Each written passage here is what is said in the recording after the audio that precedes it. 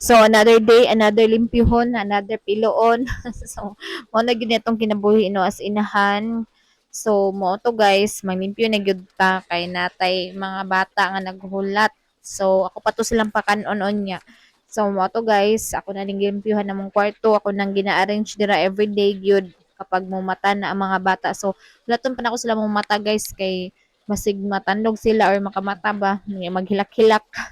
So ako ba isa din ano, so magulat gyud ko guys nga mahuman sila og tulog, makamata na sila una pa ko manlimpyo diri sa sulod.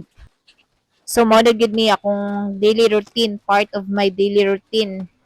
So isa ni siya guys nga manglimpyo gyud or mamilo gyud ta bago. So dinha guys no kanang nag-prepare ko sa sanina sa akong baby guys kay after niya mo kaon so ato man gyud na siyang limpyuhan. So mo to guys nangita ko sa iyang suoton. So, nag-prepare ko dira og sa iyang sanina, sa iyang pampers, and mansanilya niya, guys. So, after din ha, guys, kay na-prepare naman nato ang tanan, so manilhig na ta diri sa salog. So, akong giuna dira nga part, kay kuan guys, kanang maglako-lakong bata niya, kuan, naghanog balas. Tumato, limpyuhan yun nato na siya everyday.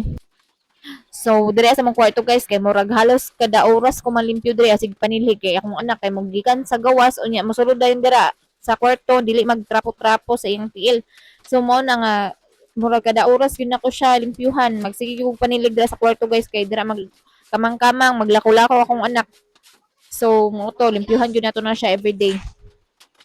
So mao to guys, humana naman ta dira sa kwarto and adto na pud ta diri sa kuan guys sa among kusina kay mag-prepare na pud ta og pagkaon sa atuang mga anak. So kagay na guys, humana magluto.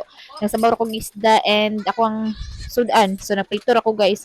So ilaha kay ay sa kong anak nga 4 years old guys kay mag sabaw gyud na siya og isda everyday. So bisan pud og kuan guys, mga gulay sa bawon basta na isabaw kay sabaw ra man iyang kaunon pud.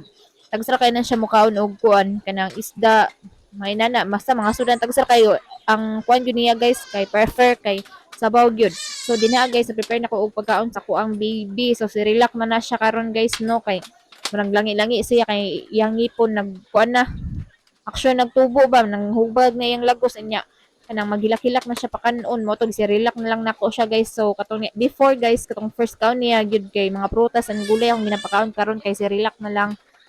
Kay mas dali pud siya guys and dili mo siya perminti si Relax ang ginapakaon. So karon si Relax lang sa. So mao to nga ako na siyang ibutang dito sa mong sala guys. Pagkaon sa akong anak. So nara kong mga anak guys 4 years old and 6 months old. So ato na siyang i-prepare kay init pa man guys no so dili pa nato siya pwede ipakaon sa iya kay ako na siyang gibot nga init tubig ang si Relax. Din siya guys no atong daily routine sa mga inahan din ha out there. So appear tang tanan. And then magpakaon na pud ko sa ko ang isa ka bata guys kay kung dili na ko na siya atangan dili ko na siya mukaon. Maura to guys this morning. So gi-share lang nako akong part sa akong daily routine. So daghang salamat sa pagtanaw sa ako ang mga videos. Thank you for watching. Please follow, like, share, and subscribe to my Facebook page.